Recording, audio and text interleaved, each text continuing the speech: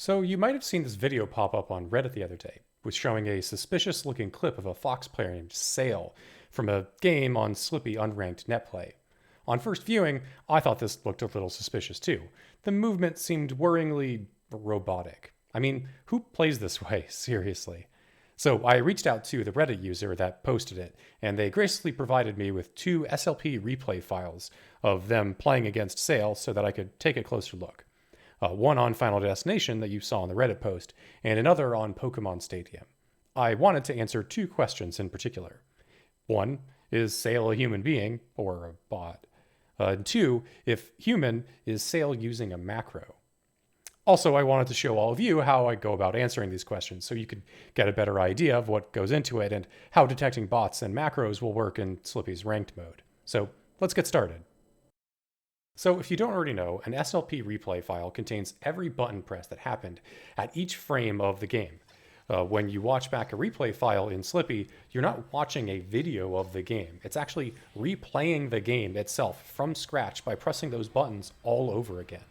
So the SLP replay file contains a full breakdown of everything that happened to the game at each frame. We can use this to our advantage when analyzing games, since there's more going on here than you can see with your own eyes. You can't just look at the gameplay and make sweeping conclusions about whether someone was or wasn't cheating. I may have had a gut reaction to watching this clip of Sail play, but I try to think with my head and not with my gut. Let's start out by looking at one such piece of evidence that you can't easily see with your own eyes: distinct analog inputs. So when you play Melee with a GameCube controller, the Control and C-Stick each have two distinct coordinates, X and Y.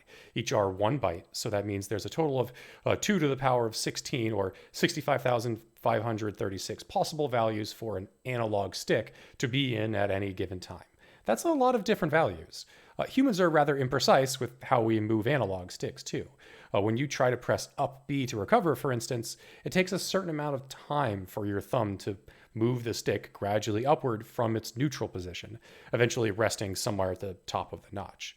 The game is constantly pulling your controller as you move upwards along this way, and it will result in intermediate values being input.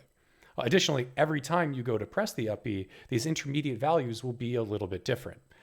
Compare this to how SmashBot presses up B. It just instantaneously moves the virtual control stick from neutral to upwards at a 1.0 position with no intermediate values or travel time. I mean, just look at this dash dance. So let's count up how many distinct analog values there are in the SLP replay files and see what that tells us. For reference, here's what a game of Zane versus Mango looks like from SCL. Zane had a total of 686 distinct analog inputs, and Mango had a total of 617 distinct analog inputs. Zane had a few more inputs, but that's just some random variance. We should expect to see it go up or down a bit from match to match. Now let's look at how many distinct analog inputs there were in our game with Sail. Sail had 27 distinct analog inputs, while the opponent only had 666. That's quite the difference, isn't it? That means for the entire duration of this game, Sail managed to play and do all of this while only pressing 27 different control stick values. That's curious, isn't it? We have 2 matches with Sail, so let's take a look at the other game too, just to make sure it wasn't a fluke. Nope, not a fluke, so we can effectively rule out that Sail is using a GameCube controller. They're definitely not with those numbers. But that doesn't necessarily mean Sail is cheating. You see, there's another way to get analog stick counts this low.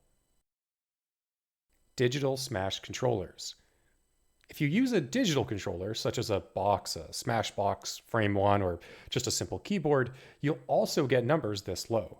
For comparison's sake, here's a totally different game taken from a tournament-level box player.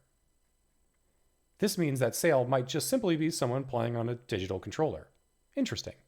Okay, now let's zero in on the question of whether Sail was a human being or not. The distinctive marking of a human player is small errors and variation in play. If Sail were a human, especially a mid-level Fox player like they appear to be, we should expect to see some technical flubs, SDs, dropped punishes, that sort of thing. So here's a quick compilation I made of all the instances of Sail screwing up in obvious ways. Ready? Go!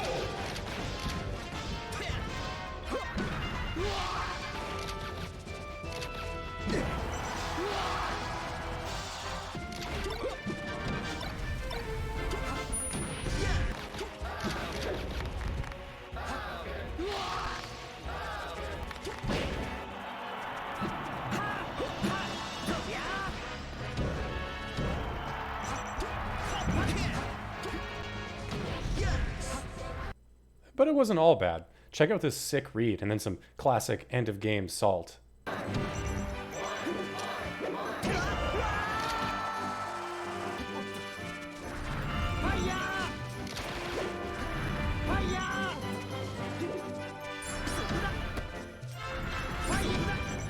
It's pretty hard to look at that and conclude that Sail is a bot, I think.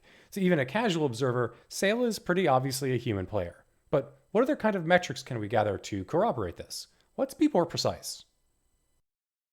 IPM is a measure of how many inputs a player issues per minute on average throughout a game. It's a lot like APM counts you see in games like StarCraft, except that what counts as an input in Smash gets a bit murky due to the analog control stick values that other games don't have. Typical IPM values in Smash can vary, of course, but it's totally common to see people clock in from 200 all the way up to 550-ish or so. When bots play Smash, however, they can see the game frame by frame. 16.6 milliseconds is an eternity for a computer to think about what buttons they want to press. As a consequence, they're capable of, and often do, press new buttons every single frame of the game. This results in ridiculously high IPM values when it looks like they're not even doing much. All right, so what do we have for IPM values for our good old friend Sail? We've got 480 and 366. These are pretty normal IPM numbers. Sail is starting to look less and less like a bot with every new piece of evidence. And the next one is pretty important. One thing that bots and macros do better than humans is that they can press buttons really fast in short bursts, much faster and more reliably than your fingers will ever be capable of. So let's take a look at just one interesting metric that can measure this: analog burst IPM. This is a lot like IPM, like before, but only for analog values and only in short burst windows. So what this measures is how fast you can move the analog stick in any given burst window. It's a measure typically from 0 to 60, where 0 is not moving at all, and 60 is a completely new control stick region every frame for 60 straight frames. Typical high-level players clock in around 18, but it's not crazy to see some get as high as 40-ish or so, though there's some variance, as you can see. Just to see how high someone could get it, I asked some of the other SLP developers and support staff to try their absolute hardest at waggling the control stick to see how high they could possibly get their burst IPM. They clocked in here, here, and here. Not bad. Okay, now let's look at Seiyu. If you haven't already seen, check out my other video exposing Seiyu, who had an SDI macro that could wiggle faster than any human could. Seiyu clocked in all the way at 54 and 52. Pretty obvious when you start looking at this graph that it was not a human being. All right, so where does Sail sit on the chart? Well, Sail came in at 36 on both of our games, which is quick, but perfectly within the expected parameters for a human being. So yeah, there's nothing really suspicious about Sail's inputs from this metric either. Sail was pressing buttons just as fast as you'd expect a human being with a digital keyboard could press. Okay, there's one last metric we should look at: button press duration. When a human being presses a button, the duration that the button is pressed for is inconsistent. You'll sometimes press it for a little bit longer or shorter each time. Bots or macros, however, are incredibly consistent. We can use this consistency to tell if the person is using a bot or a macro. For reference, here's a histogram of button length durations for a game from Wizrobe. Specifically, what you see here is how long he presses the X button to jump.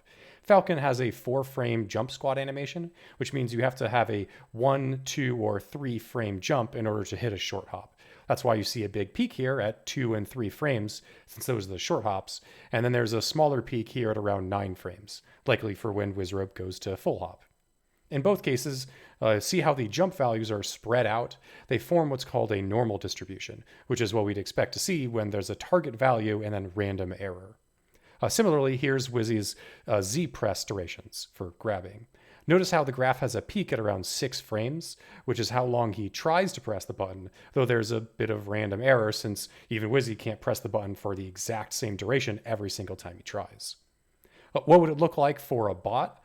Well, here's the same graph, but for Smashbot's Y presses, also to jump. See how it has this enormous peak exactly at 1 frame here and no variance at all? There's a couple of longer presses, but those are likely deliberate and not error from trying to press and missing a 1-frame jump. Okay, now with that context, let's take a look at Sail's Y button presses for jumping. We can see a big peak at 1 frame, but then it drops off with some 2 and 3 frame presses too. These are here for short hopping, since Fox has to hold for only 1 or 2 frames in order to short hop. Then there's a second peak here at around 9 frames, which is clearly for full hopping. And this is where the distribution of random error becomes really apparent. The same is true for all of Sail's other buttons as well. So from all this, we can conclude: 1. Sail is a human being that makes mistakes and is definitely not a bot. 2. Sail is definitely using a digital Smash controller, such as, but not necessarily, a Frame 1.